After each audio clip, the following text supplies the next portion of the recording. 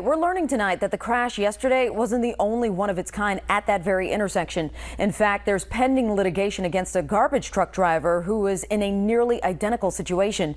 WAFF 48's Nick Ballinger is live from that intersection in South Huntsville. Nick, you spoke to the attorney now involved in this case. Oh, I did, Margot, and this lawsuit explains that just like the crash yesterday, a garbage truck was driving on Ledges Drive when it lost control of its brakes and sped through this intersection and slammed into two cars here at the Carl T. Jones intersection. Now, this suit claims that the company that owns the truck, Wasteway, failed to perform maintenance to keep the truck's brakes in working condition. That crash happened back in May of 2024. The driver of that garbage truck is also named in the lawsuit for improper operation.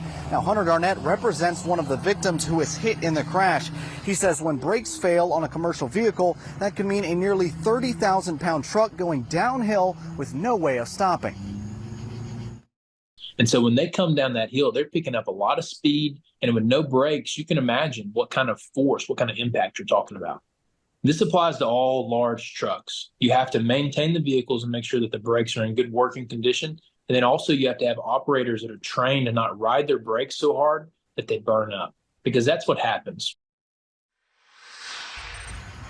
Now, just to be clear, this story may sound the same, but this lawsuit applies to a completely different crash than the one that happened yesterday. Now, as of right now, there's no charges or pending litigation against the driver of the dump truck in yesterday's crash. Reporting live in South Huntsville, Nick Ballinger, 48 News, on your side.